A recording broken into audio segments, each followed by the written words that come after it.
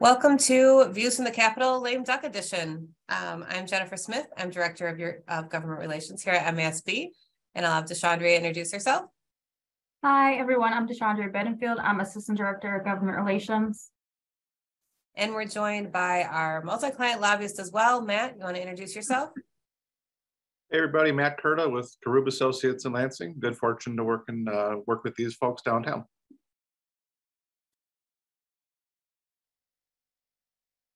All right, everyone. Thank you for being here today for Thanksgiving. We appreciate you all showing up. Please remember to stay muted during the webinar. Also, please feel free to drop any questions that you have in the chat. Today, we're just going to talk about the election results, do an election recap, and then we're going to talk about what we're hearing about lame duck, or what projections we have or feelings that we have, that things that will happen in lame duck. And also we'll give a little bit of detail about next year's leadership and the top issues that we'll be looking at in lame duck. So I'm going to give it over to Jen.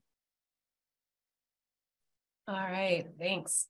So we'll start with the election recap. A lot of this is going to be information you've heard. And if you were at ALC, a lot of what you're going to hear is information you've heard, but we're going to build on what we told you then.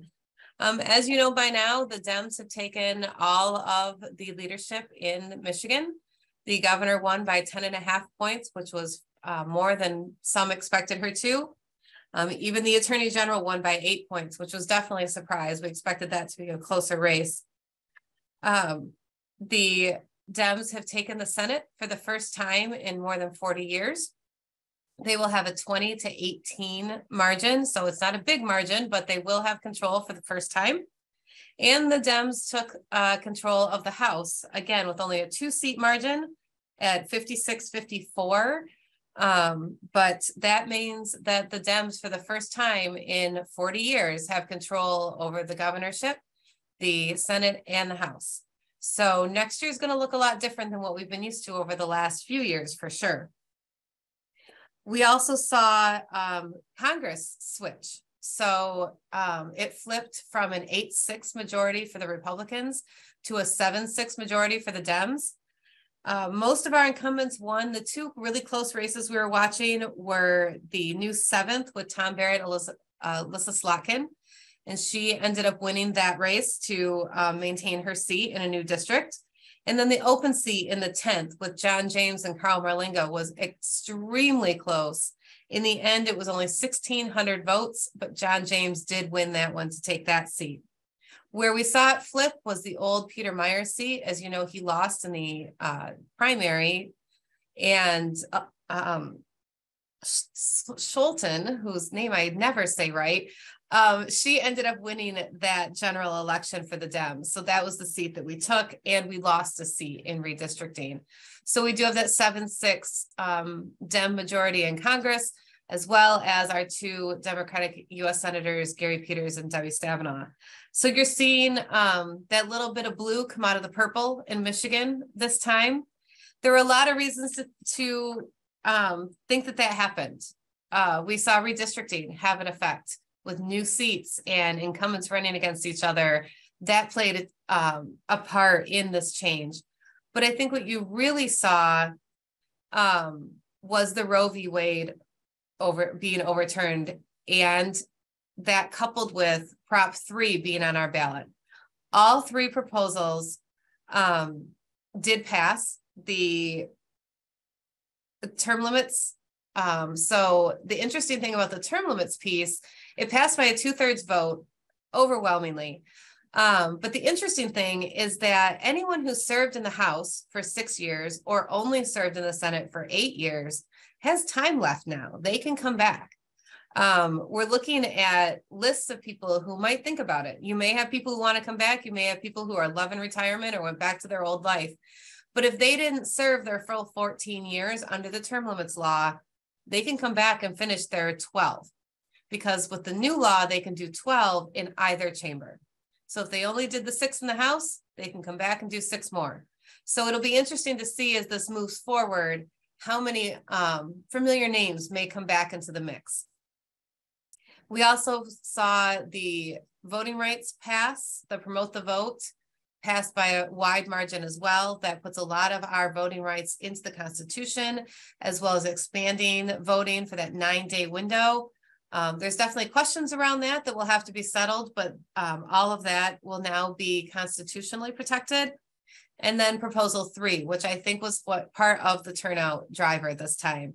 Proposal 3 was reproductive freedom. It says that the government can't infringe on your reproductive health. And that passed overwhelmingly. That proposal received more votes overall than the other 2 proposals did. So there were people that definitely skipped down the ballot to proposal 3. And it'll be interesting to see as numbers come out, where those numbers shake out. Were there people that were driven only by Prop 3 and the Roe v. Wade being overturned? Were there people only driven by the top of the ticket? It'll be interesting to see how all those numbers shake out. But I do think that that was a driver, especially in the younger people. We saw lines at Michigan State University with same-day registration. The last person was registered at Michigan State just after midnight on election day and voted shortly thereafter. At U of M, we were told the lines went until 2 a.m. because if you're in line at 8 o'clock, they have to let you vote. And so those kids stuck around and waited, which is amazing to think. As we look at that generation, a lot of times we think they're lazy, we think they don't care, but I think they really proved adults wrong in that case, because they sat in hallways and waited to vote. So that was kind of an amazing thing to watch happen on our college campuses. But I do think that turnout, that younger vote, all of those things that were ginning up across the country definitely helped drive some of the turnout. The other piece was strength of ticket at top of ticket. The Dixon, Karamo, DePerno ticket wasn't that strong. You saw a lot of usual Republican donors that either held back their money or waited until the last minute, which didn't help that ticket. So you had the runners out there, you had the incumbents out there that were spending money right away, but they came out of the primary and they were already behind. They didn't have the money to spend. If Prop 3 and Roe v. Wade really did drive this, you saw a lot of commercials that tied Tudor Dixon to her comments about a 14-year-old rape victim shouldn't have an abortion either unless it's health of the mother. Her comments about that were played over and over and over on your television. And so all of those things really, I think, pulled together to give us the turnout and the results that were generally unexpected. I know you asked us and we answered before the election, did we think we'd flip both chambers? And our answer was generally no. The Senate was definitely in play, but we didn't think we'd get there in the House.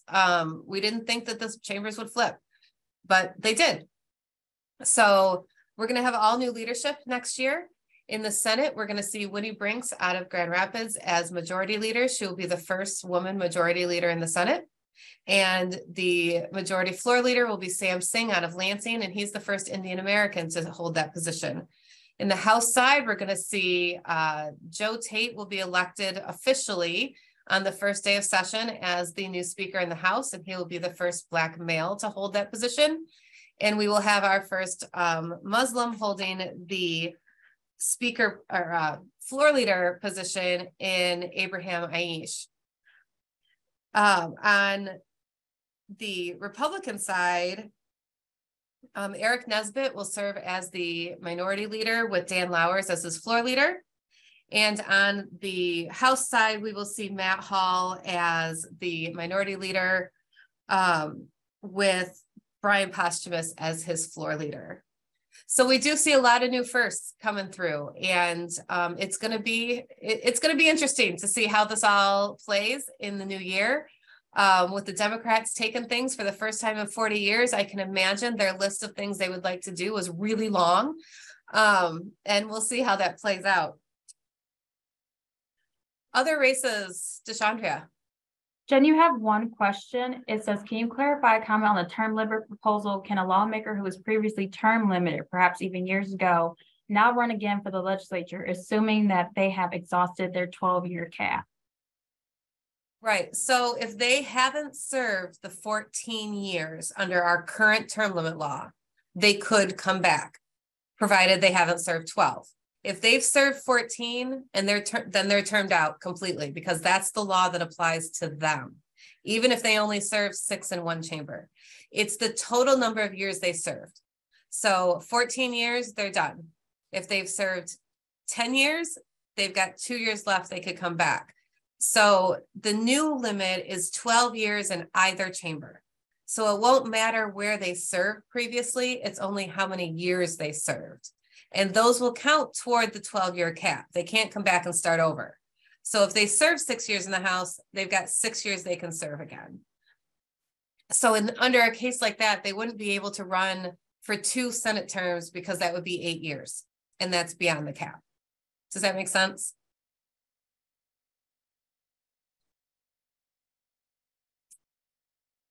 Yes, he said, thanks you. And I'll take Okay. it from here. And Danielle, I see your question. We're kind of going to get to that at the end of the webinar. That's all right. All right. So further down the ballot, the Michigan Supreme Court was also on the ballot. There were 2 seats. So they were won by incumbents Richard Bernstein and Brian Zara. Up until this morning, there was going to be a vacant seat because Justice Bridget McCormack is retiring, but Whitmer just announced this morning that Kyra Bolden will be taking that seat. She will be the first Black woman to serve as a Chief Justice in Michigan. And also yesterday there was an announcement that Elizabeth Welch will be the new Chief Justice on the Michigan Supreme Court. And also just regarding the State Board of Education is now have a Democratic majority of 5-2 majority. 1 seat remains open due to the vacancy of Jason Strayhorn, but the 2 seats that were open were run by Pamela Pugh and newcomer Mitchell Robinson. And now I'm going to kind of talk a little bit about the lame duck issues and what we're watching. So there have been rumors of a supplemental, but honestly, I've never said I don't know to a question so much in my life. We don't really know what lame duck will look like, but this was just some of the things that we're hearing. There is a possibility of maybe a supplemental for the Independent Redistricting Commission at the end of the year, but Senator Stamas, who is the chair of Senate Appropriations, has said there's concern with also doing an end of year supplemental because that kind of opens the floodgates for more budget requests. So that also is tying into the narrative that lame duck will be short and it will be quiet since they are not considering maybe doing a budget supplemental. But he said, you never know, and negotiations are still happening. Also, because I know we have touched on it in previous webinars of a tax cut. We are not sure, but we're hearing that most likely there won't be a tax cut, especially now that Dems have a Democratic majority in the new year. So most likely the governor will come to the table to negotiate a tax cut. So that's something that will most likely not happen during lame duck. A few things that we are watching and that we were talking about are the OMA bills. So Jen and I have been working with a bill sponsor in the House on the technical changes and technical fixes on House Bill 6423. They scheduled a hearing after the election, but it was canceled. So 6423, it does not deal with any virtual or remote meetings. Like I said, it's more the technical fixes that we have worked with our legal department to get clarity around emergency meetings, open meetings. So like I said, it's just the very technical fixes.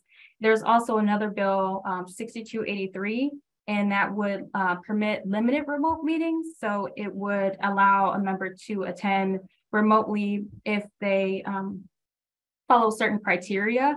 So a member can participate remotely if they follow the following guidelines. So 10% of the, they could zoom in 10% of the body's meetings per year. A member may not attend remotely if they haven't given an 18-hour written notice to everyone on the board. And also, if you were to participate remotely from out of state, you must say which state you are in. And there's no sunset on 6283. Right now, the bills are in House Rules and the Competitiveness Committee. So we will be watching and also testifying to these bills when they come up in the House. As of right now, there are no hearings scheduled on that. So that's one thing that we will be working on during lame duck. And also another bill that I'm sure a lot of you heard if you were at ALC about the election consolidation bills that we also have been working on. Those are currently on the Senate floor.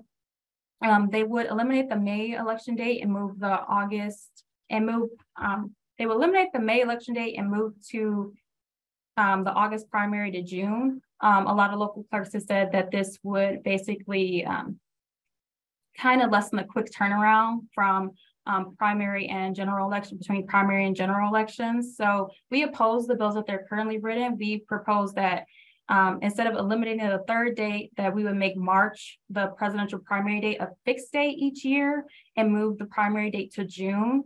We would like to continue to have you all to have the more election dates that we have, you have more opportunities to put renewal of millages and bonds on the ballot. So that's something that we are basically looking at to try to continue to have those election dates there. So that's something that we are looking at as well. And just a few other bills that we are working on. The ACT work keys bill to basically eliminate the mandate that students have to take the ACT work keys bills. And also the SAT repeal. So it repealed that on students' transcripts, you have to print their writing portion of what they got on your high school transcript. And it would also repeal that they have to take the writing portion.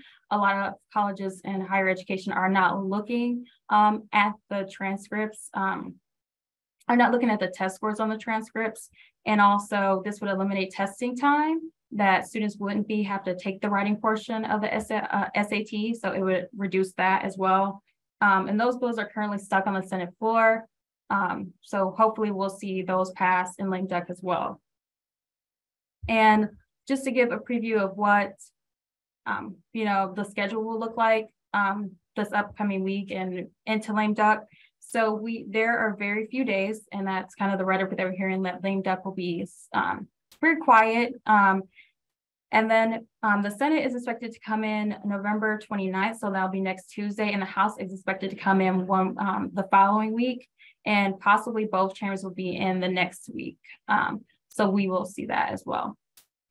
So we will keep you updated, and especially please be looking out for our News from the Capitol newsletter. We will put updates in there. And also if we have any action alerts, probably not, because lame duck will be so quiet, please look out for those as well. Back to you, Jen. And Deshawn, do you have one question about remote meetings and our position on those? You want to touch on that? Yes, our position on the remote meetings right now, we are currently working on the bills. We currently don't have a position on the bills yet. No, we do. Oh, sorry. We support the bills. Sorry, we support the bills that they're currently written. We have like I said, 6423 we support, and then also 6283 we support as well.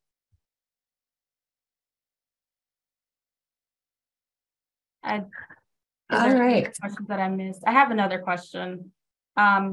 Yes, James, I can provide an update about the voucher legislation.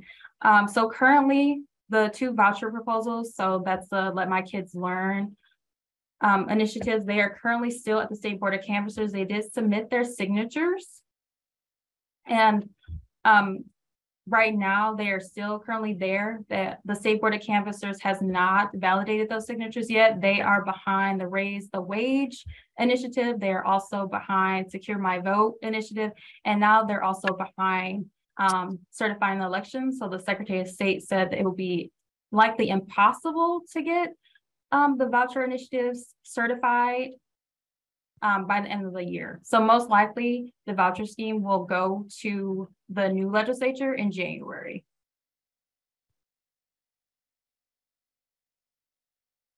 And that legislature will probably ignore it. So it will end up on the 2024 ballot once the signatures are approved. I don't see any way that the new legislature in January is going to approve the Let My Kids Learn piece when it comes before them. So also looking into next year, we have been hearing the number one bill, Bill 4001, is going to repeal right to work. This is something that we had expected if they ever took control of a chamber. So we do expect that to be the very first bill that is introduced, is to repeal right to work.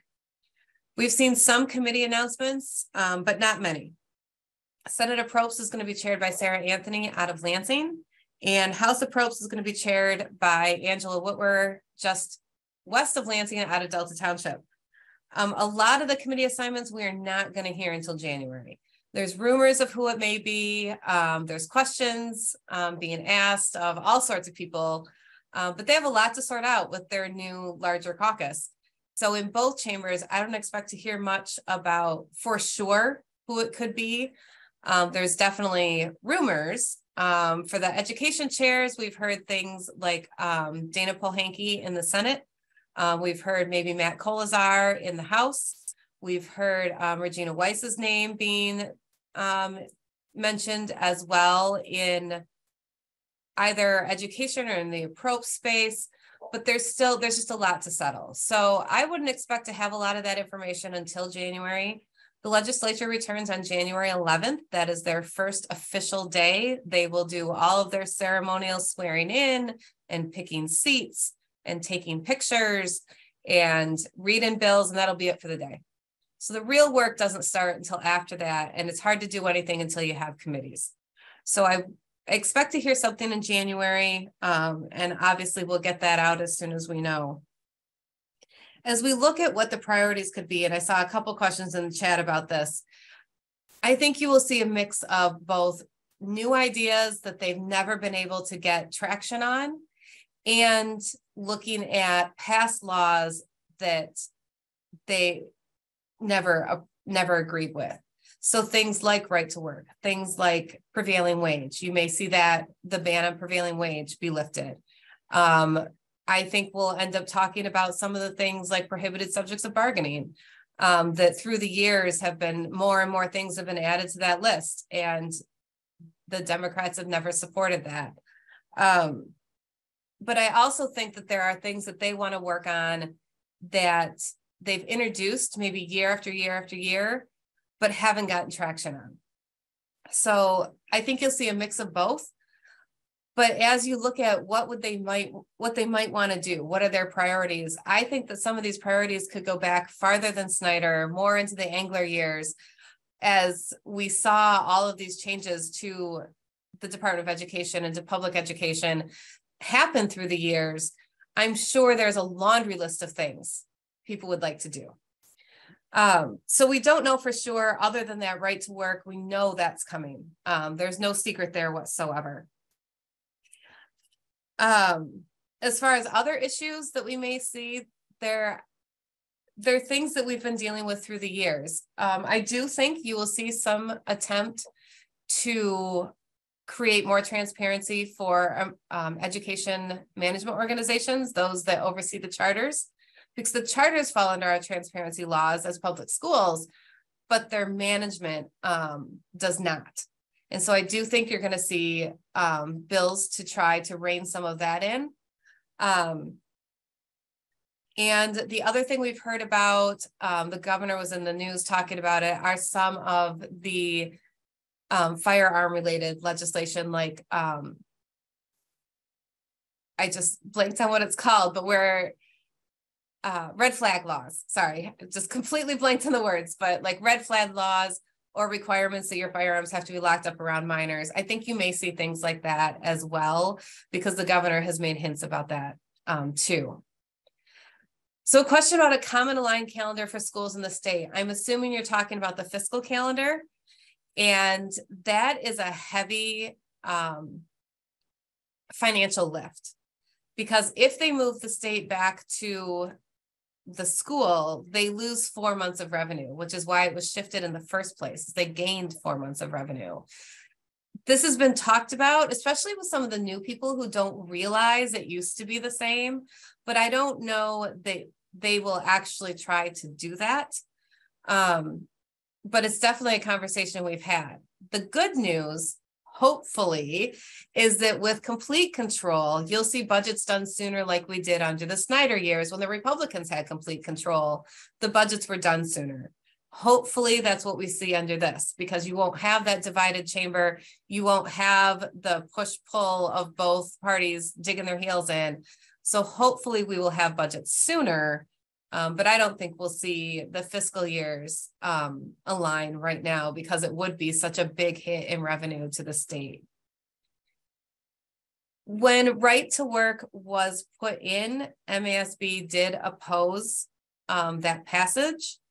We will be taking the repeal through our normal channels, through our government relations committee. It's going to be one of the first things we talk about, obviously, and it will go to our board of directors. I'm hoping to have those conversations with both committees in January, so that when that bill comes out, we'll have an MASB position. But at this point, we do not have one because it hasn't been a possibility. So we've never really talked about it.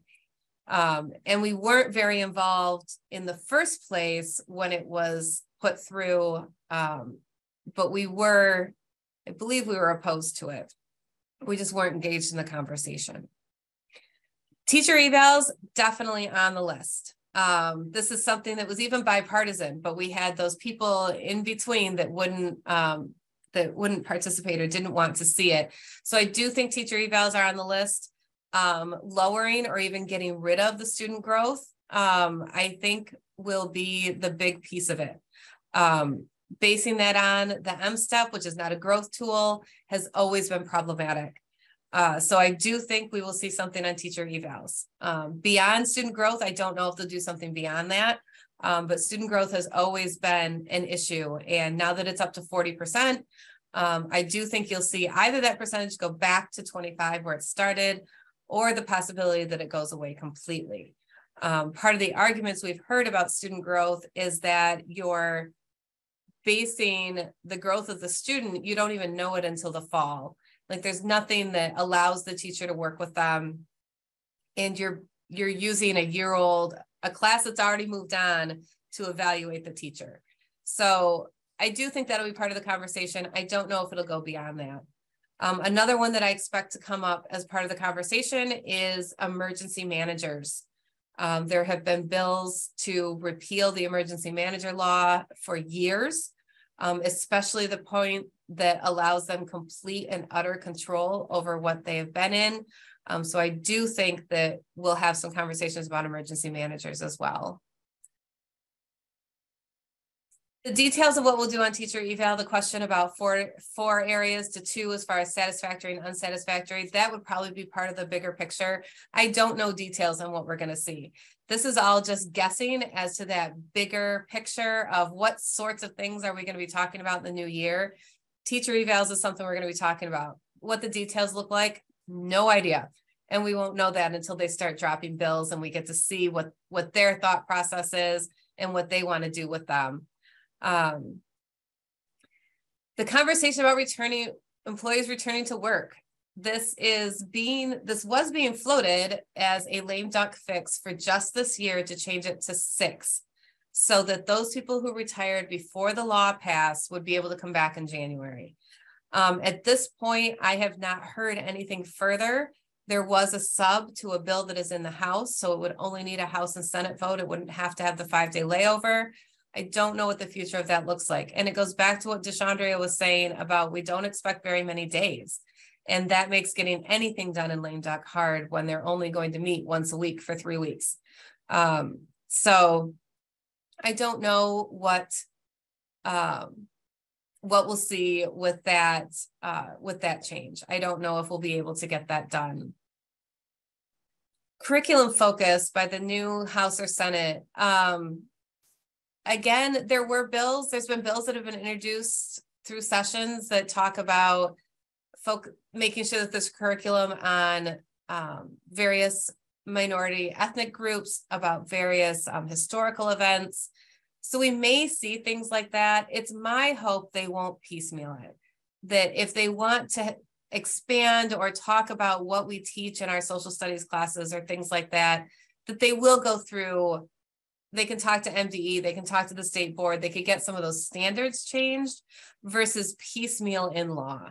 We've never really supported the idea that we're going to add this one thing to curriculum. I think that maybe it's time to have that bigger picture, but I don't know what they will do with that.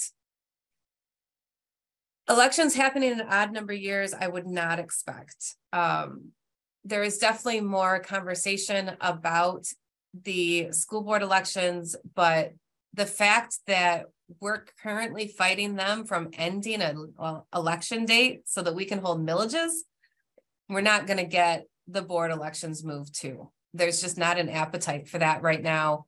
It's a seed we can plant. But I've been asked that a couple of times, and I just don't see a path where they will say, okay, we'll move the school board elections off the general. I think that it would run into some serious opposition in the legislature from both parties, honestly. Jen, I have a question. It goes back to bargaining. Can you explain more about the bargaining limitations when you said that legislators may change what teachers can bargain for?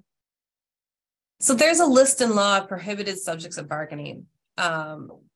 And like merit pay is one of them. Basically, the only thing you have left to bargain is calendar and salary.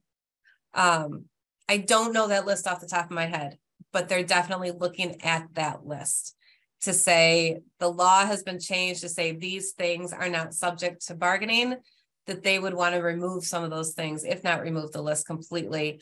But again, don't know the details because we haven't seen anything yet. We won't see anything till January, but it's just one of those things in the rumor mill that they'll want to open up more topics that can be done at the bargaining table that can't be done right now.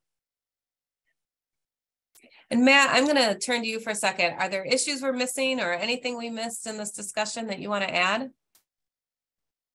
Thanks, Jen. I guess I would just reemphasize something that you said earlier. And, from my perspective, as someone who's in Lansing every day in a multi-client lobbying world with working with clients all over the place, honestly, doing a lot of work in the traditional K-12 space, I think it's important to remember that the environment we're heading into in January, we haven't had this environment in nearly 40 years, as was mentioned earlier. I think you also need to think about, there's ways that we've kind of trained ourselves to think about how issues are addressed in public education. That's largely driven by how different interest groups in town, set certain agendas and push for certain issues. Give some thought to the fact that that interest group dynamic is changing in a way that, unless anyone here has been on a school board for over 30 years, and congrats if you have, there's things that could happen that have not been possible for 30 years. And I think it's very important to keep in mind which interest groups now have a little more strength in town and which don't. And I'm not going to get into the gory details of that, but give that some thought. There are things that are doable next year that have not been doable for 20 some years. And the flip side matters as well. So,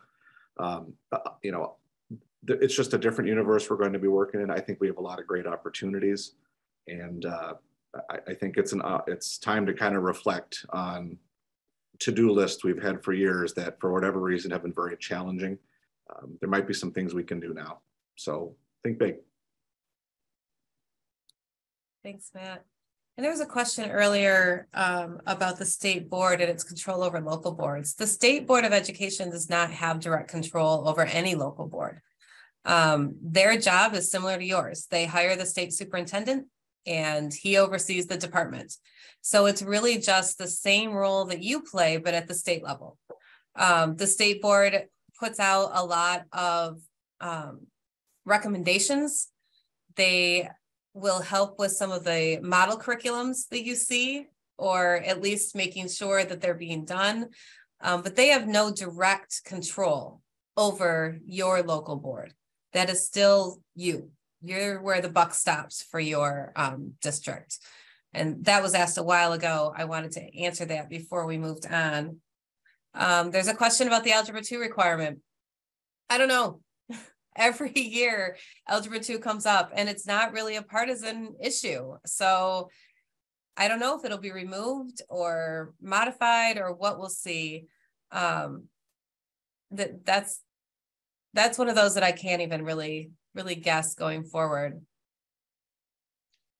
An overhaul of Proposal A. We're asked this so much. My hope is that as the new term limits law kicks in and people realize they have more time to spend, that they will look at something that big.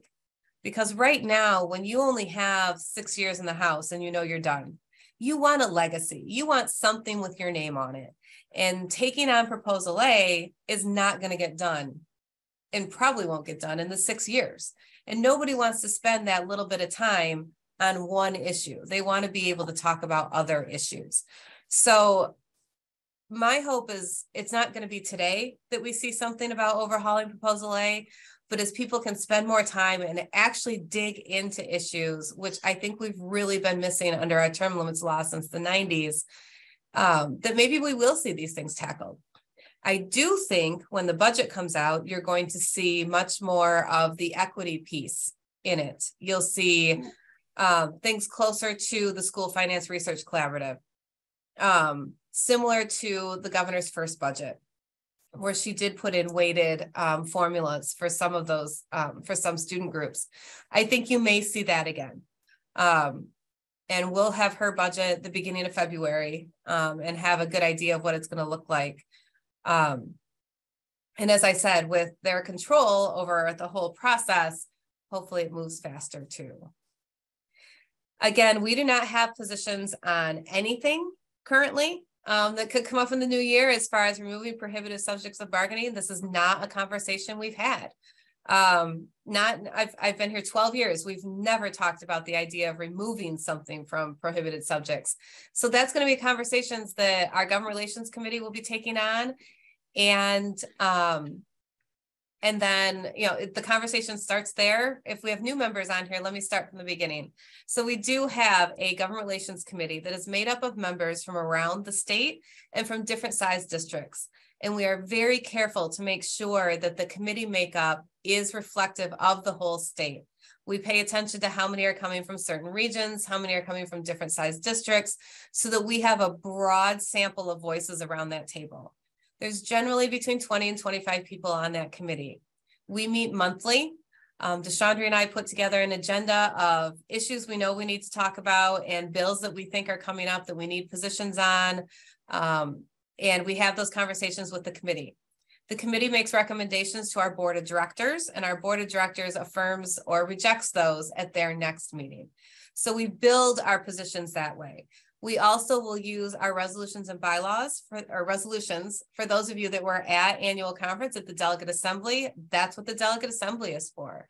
So we can use that resolutions book to guide us at times where we can't get to the Government Relations Committee in time, or things are moving too fast and we need to weigh in somewhere. We can use those resolutions as guidance as well. So all of that feeds into what Deshandra and I do. It is not us making the decision. It really relies on past decisions and the current thought of the members today. So that's why I can't tell you what our position on prohibited subjects of bargaining would be. So we'll have to take all of that to the committee in the new year. So if the committee members are on this, be prepared for some long meetings when we first get started, because we're going to have a lot of new things to talk about. But as we go through this process, that's where you can get involved too. It's not just serving on the committee, it's reaching out to your members. It's when we put out an alert, use that. It pre-populates for you so that you don't even have to think about who your rep is or how to contact them. It will pre-populate for you. All you have to do is share your thoughts. And even if there isn't an alert, when you get our news from the Capitol, if something in there strikes you as really important to your district, don't wait for us to tell you to call your legislator. Go ahead and do it. Let them know what you're thinking. Let them know how these things affect your district, because your personal information is way more important and changes a lot more minds than Deshandra and I and Matt going in and saying, this is what happens across the state. When a legislator gets a call that says, this is how it affects my district, for good or for bad, that has a lot more power, especially coming from you as a fellow elected official. And now I would argue you may have even more of that power, because many of you have been serving your community and your school board for years. Whereas some of these reps are brand new to your school district and they have never dealt with your school district before. And so you've got a lot of new people between term limits and redistricting. and you are the expert. And those constituents have been your constituents longer than they've been the legislators' constituents. And so you have more sway, especially in their minds, because you know your community. So use that power and use that voice however you can. And if you need help, give us a call. Happy to help. We're happy to do anything to get people more involved, but we really encourage you, especially going into this new session, to reach out to those people, get to know them, become the expert on public education for them. Jan, I see your hands up. Did you have a question? No, it was something that was missed in the chat a long time ago, to clarify proposal A in terms of term limits and what that meant, particularly for those that might have already served. Oh, yeah. So if someone has served 14 years, doesn't matter, they can't run again. If they have served less than 14 years, less than 12 years, they have served less than 12 years, they have the opportunity to run again, as long as the term they're running for doesn't put them over 12 years. So it's not going to affect everybody that's term limited out. Your term limit law, when you were elected, is what affects you. That's what you are under. And so if you served your 14 years, you can't run again. But if you serve less than 12, which is the new cap, you could come back because you can spend more time in either chamber.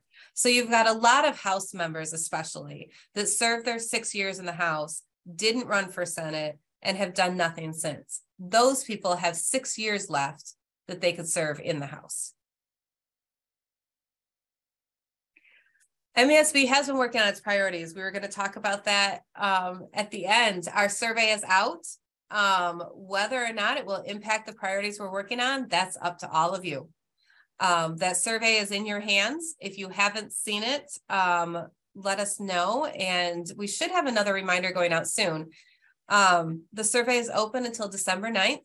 It is divided into 4 categories. It takes all of the ideas that we gathered through those meetings that we had around the state into the survey. Your job is to go into each category and pick your top 3 priorities of those categories. Knowing that the election is over and what it looks like in January, now that's in your hands. What is your priority for the coming year? Those priorities will be taken, those that rise to the top of the survey will be taken to the Government Relations Committee in December, where they'll be honed and figured out to get them down to just one piece of paper. That's all we ever allow. Staples, people don't read it. So one piece of paper. We normally have 6, 8, 10 priorities on that list. Those will then go to the Board of Directors in January. And upon approval of the Board of Directors, the 3 of us will start our meet and greets, and with the committee chairs, with the committee members of the committees that would be affected by those priorities, introducing ourselves, introducing MASB, and telling them about the priorities that you created and why they're important to you. So take time to look at that survey. Encourage your fellow board members to take time to look at that survey. The more people that participate, the better. And we're hoping for a really good turnout this year. So we will send reminders, but if you do need it, you can contact us. We can send it to you. But we would like as many people as possible. Keep in mind, this is not a board vote. This is an individual vote. So you go in and fill out the survey the way you feel, and your fellow board member can go in and fill out the survey the way they feel. It's also anonymous. So we're just looking for those votes and those things that rise to the top.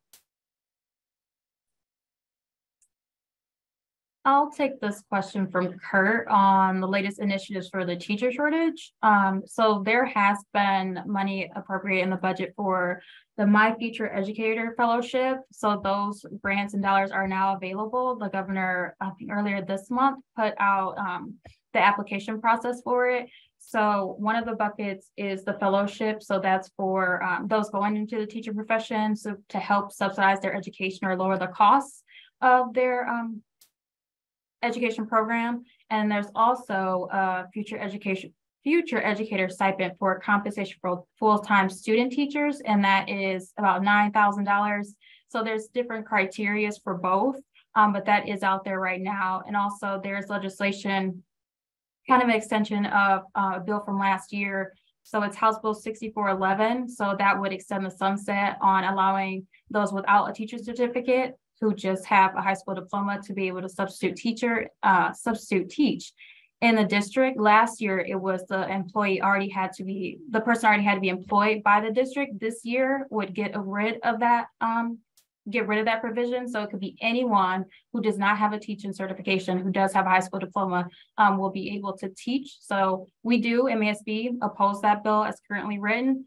We would like a shorter sunset on the bill, and we would also like for within the bill, you have to be age 21 and older to be able to substitute teach, but that's only for high school. We would like to see that for K through 12 to be 21 and up. So those are the current initiatives on student teaching. And I do think you'll see those continued budgetarily in the budget too. A question about third grade reading. I think you will see mandatory retention coming out. That's been another piece that has always been an issue and has not been well supported, and it's not well supported by research. So if anything, hopefully we can get that removed. I know that has come up at a lot of priority setting meetings to remove that mandatory retention. And it was on our list of priorities last year. So this may be our chance to do that for sure. Kathy, you had a question?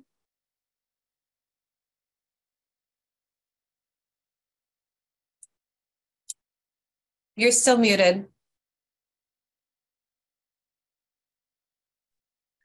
I'm just curious about this legislation that would possibly let anyone who's 21 years old have a regular teaching job, or is this a sub job? It is a sub job.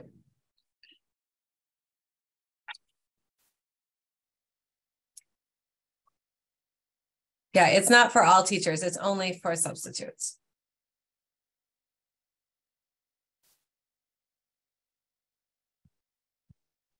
School grading system, that's a good question. I don't think I've heard much about that, but I know it wasn't well loved by especially the teacher unions. I don't know, Matt or Deshandra, have you heard anything about A to F?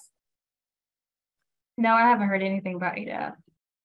You know, I haven't, Jen, but I was going to write a comment in the chat, but I'll take this opportunity to say that these are fantastic questions everyone's asking. And I'd say 9 out of the last 10 questions in the last few years, we haven't been able to have a constructive conversation. And I think next year we're going to. Read between the lines there what you will. Good questions though. Any other questions or issues? While you're thinking, I put the survey link in the chat in case you didn't see the email. Like I said, we can't ask enough for you to take part in that. Only once per person though, one vote, one person. Also want to point out NSBA's Advocacy Institute, registration for that is open now. That is happening at the end of January 29th through the 31st. We will be doing, it is all in person. There is no virtual option this time. So we will be doing our usual events with a lunch for the Michigan attendees on Sunday and a breakfast for the Michigan attendees where we invite Senator Stabenow and Senator Peters to join us on Tuesday. And then Tuesday afternoon, you're all set free to go meet with your legislators on the Hill. As I mentioned to our GR committee, and I will say again, if you're going to DC, and even if you're not, if you find in January, February, even into March, that your US rep is slow to respond, have patience. When things move in Congress, when people physically move buildings in Congress, it is an ordeal. So the new people that are elected could be in temporary quarters.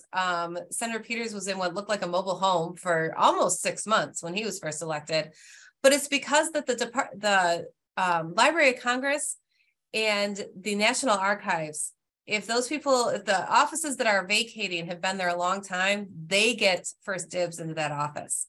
Things are cataloged and kept, and all those records, we don't do at the state level.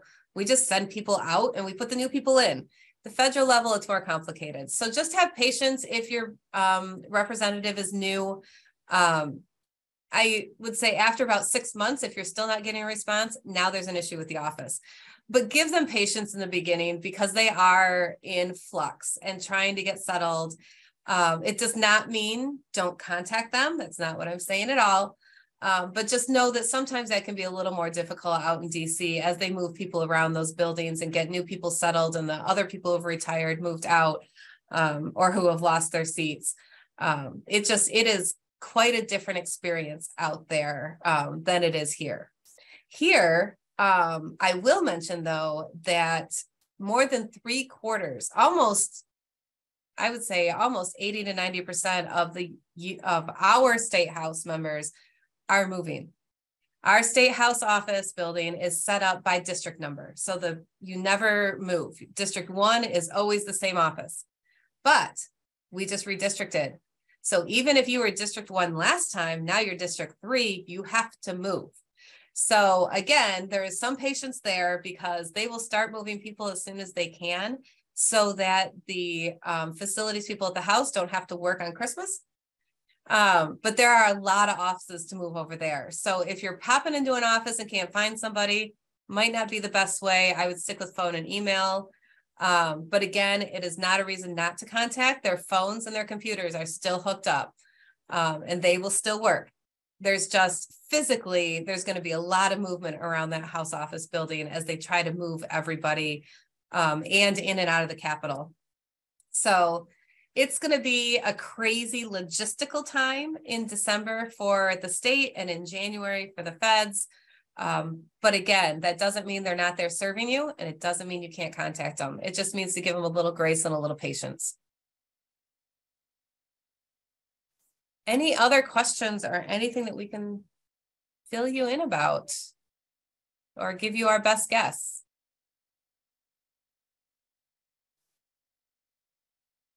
All right, well, thank you so much for joining us today. I hope this was informational and helpful for you. It will be available after Thanksgiving on our website. So if there's anyone who missed it, wants to watch it later, we will have that available. But I wish you all a very happy Thanksgiving and a very quiet lame duck. Thanks for being here.